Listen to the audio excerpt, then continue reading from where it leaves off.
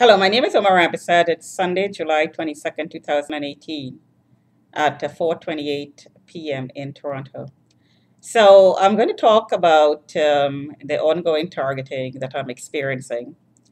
And I'm just going to say here that I tweeted a few tweets today, and those are mine and ROSHINI 911 in my Twitter account.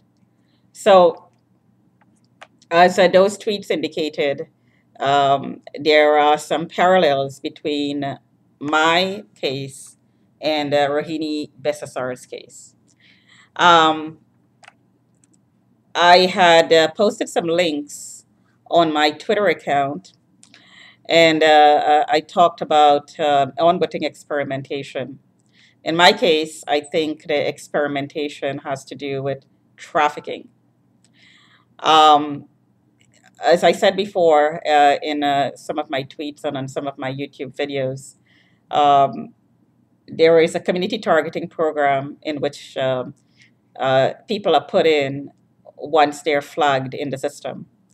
So in my case, I was flagged as a result of the worker in this building or workers in the last 16 years, for the last 16 years. They kept calling the cops, reporting things that's consistent with prostitution while I was working as an accountant and studying at UFT. This is a parallel between myself and Rohini Besasar. Rohini Besasar is a whole lot more educated than I am. She has an MBA. She has an MBA, a CSC certification as well. That's a securities certification, and that's for trading and so on.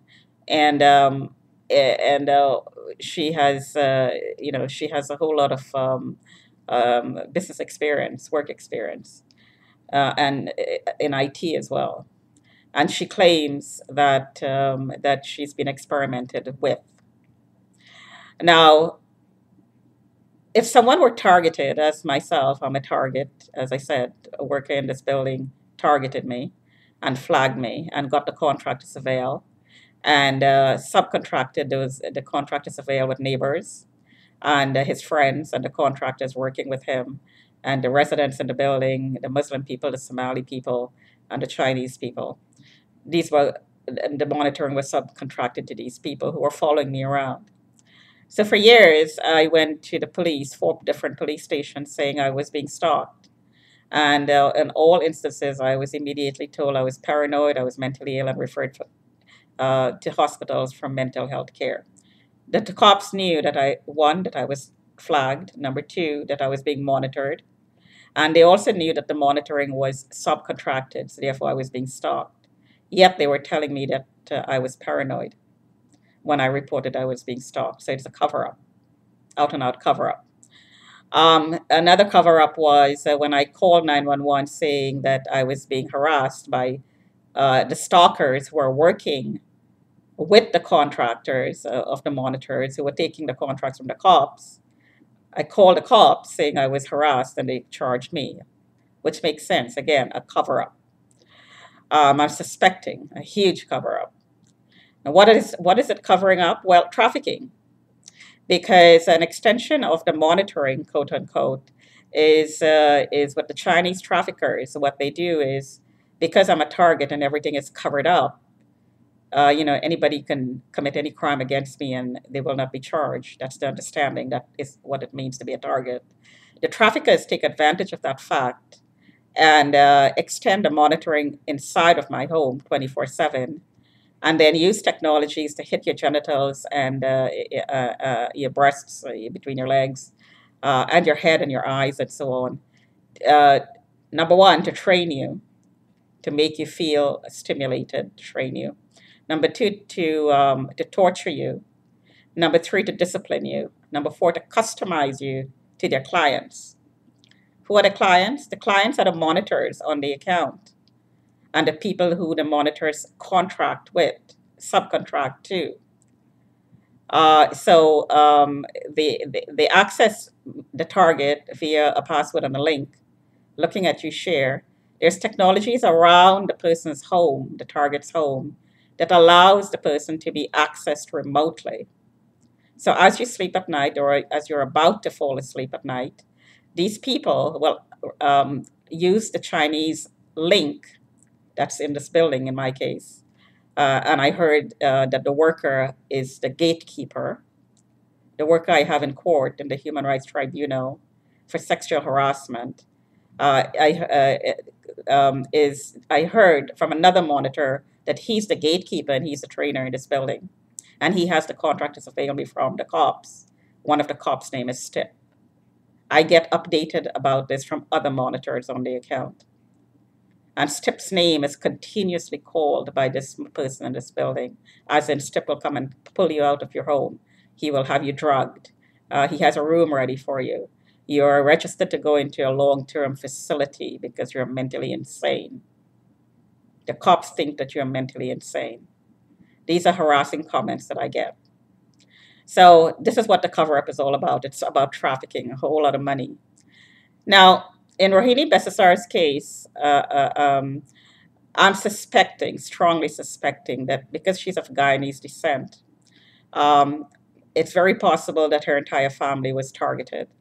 Maybe somebody reported the Guyanese family because they had a store. Maybe they reported them for being affiliated with something else, using the store for something else. Just reported on. It didn't have to be true. Just because they were targets.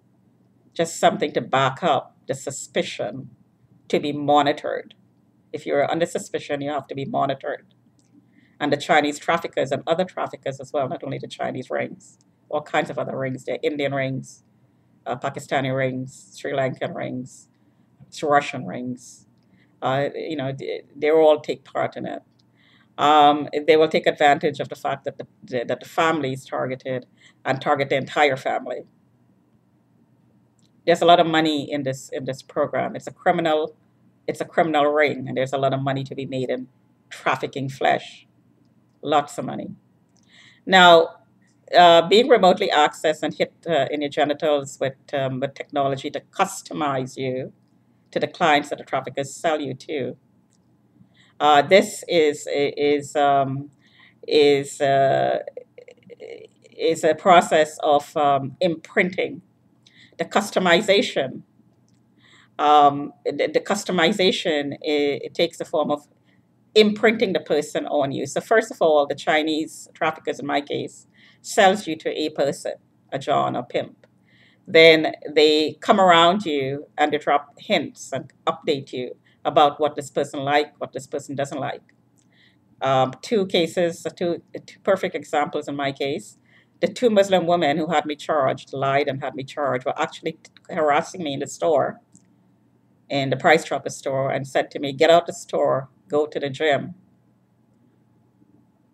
So why would perfect strangers tell me this? Well, because they're working with a sex slave operator, and the person who's looking at me don't like what they see. I'm too fat. So get slim, go to the gym, make yourself more saleable, make yourself more attractive, so their masters could look at you. This is what I'm strongly suspecting. Another case is another Pakistani woman in the Shoppers drugstore said to me, "You're a potbelly pig." Well, why would a perfect stranger tell you you're a potbelly pig? Because why would they be concerned about your looks? Again, especially since you're being monitored as a prostitute. Again, it's all linked.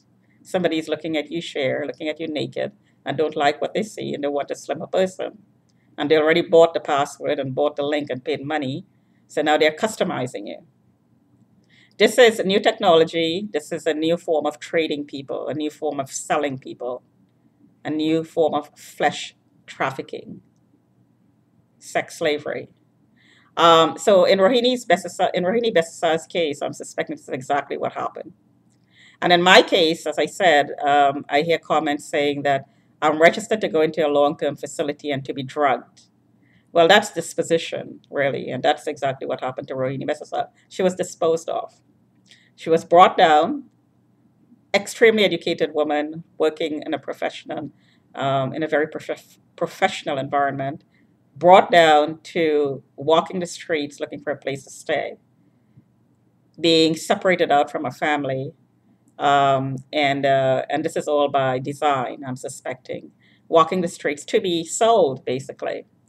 Because if you're in need for a place to stay and food and clothes, and then strangers show up and give you these things, then would you accept it? Well, what would be the price? Since Rohini Besasa was not a real prostitute, I'm perfectly sure she wasn't. She was being sold remotely, I'm suspecting, like myself, because I'm not a real prostitute.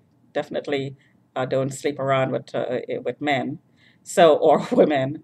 So, but I'm known in the area as a prostitute. Why would that be? Because I'm being sold remotely. Well, the same idea with Rohini Besasar. She was being sold remotely. So they did get her drugged because of the family's participation in the program, because the family also was being targeted. And part of that targeting was to alienate the daughter. So they targeted the daughter, alienated the daughter, and had her drugged. There's no schizophrenia. I'm suspecting that she was chipped by traffickers and she was trafficked by traffickers. She was chipped to be tracked and she was chipped to be, excuse me, she was chipped to be trained and customized to the older men who was showing up with her in a serial fashion. She didn't know the men. They showed up around her. They were older than her, and they offered her help. Why would that be? Well, because they were trying to imprint themselves on her and try to customize themselves to make her aware that somehow that she was being remotely accessed, and they wanted her to show. It's very interesting that she fired all her lawyers. Extremely interesting. She fired about 4 lawyers. Why? So she's a target. Basically, she's a target. That's why. And most likely, she wasn't happy with the way the lawyers were dealing with the case, because probably, if you're a target, everybody knows you're a target. I'm not going to go into detail. I don't know exactly what happened between her and a lawyer, but I'm saying if she's a target, then the lawyer would know that she's a target. As my lawyer knew that I was a target and didn't disclose to me because he abused me. My lawyer abused me, basically. I was in tears. And he knew that I didn't have money to find another lawyer, and he took advantage of that. So was this the case in Rohini Besasar? I'm just saying, is it possible? There is a lot of ways that somebody could be trafficked, a lot of ways, and this is one of the way to do it. Flag the person, bring them down, run a propaganda campaign against them, dig up the history, portray them as a prostitute, as a criminal, when their personality profile is completely opposite, as in Rohini Besasar's case. But the propaganda stands. It's the way you're perceived, not the truth. The truth doesn't count here because it's a program, it's a targeting program. Your voice is suppressed, you're a target. It's supposed to be suppressed, as was mine. In every interaction that I had with the cops, my voice was suppressed. I heard there are court documents right now in the workplace, from the workplace in which I'm in right now. I heard that there's court submissions, I should say, by somebody from the workplace that's portraying me as mentally retarded, slow, showing my body parts to people, stalking people, soliciting people, and all this nonsense. None of it is true. Absolutely none of it is true. They're targeting me. They know I'm a target. If they're submitting information in the court, none of this has been disclosed to me. How do they know? Did they know before they hired me? Yes. Are they talking to my family about me? Are they talking to the cops about me? Are they submitting information to the courts? Are they working with my neighbors to keep an eye on me and getting information about me from my neighbors, who I suspect is looking at me inside my home via the technology that's available via the Chinese traffickers, and listening to everything I say as well? Easily done. Cheap technology will do that. So are they doing this in my workplace? That's defamation, because I am being harassed about it. How do I know that somebody went to court? Because I'm being harassed about it. It's not been disclosed to me, but I'm being harassed about it. The fact that I know about it and nobody sat down and talked to me about it, if they're claiming so, then they're lying. Because if they did, I wouldn't be working there anymore, obviously. And I'd be suing them now. So none of this has been disclosed to me. There is no diagnosis of mental illness. If they are saying I'm mentally ill, this is taking part in a conspiracy to have me mentally committed. Why would they want to do that? Are they colluding with the person I have in court right now in this building? Why does he want to have me mentally committed? Because he's trafficking me, I suspect. Who's helping him do that? The cop he's working with. The name's Stip. He keeps on mentioning Stip. Stip will come and pull you out. Stip will drug you. Stip will put you in a long-term facility constantly, over and over and over and over again. So, Rohini Besasar, unfortunately, ended up killing somebody under the influence of drugs, prescribed drugs, antipsychotic drugs. Um, very, very, very unfortunate for her. But this was by design, I'm suspecting. And this is exactly what is intended for me. I'm constantly hearing in the workplace that we're going to drug you, as I hear outside my window. We have a room for you. There's a long-term facility with a room and a view for you. Disposition, because I'm exposing the trafficking ring, which has a lot of money in it. Two things has been tried already: to give me a criminal record and to have me mentally committed. I was pulled out of my home, slammed against the wall.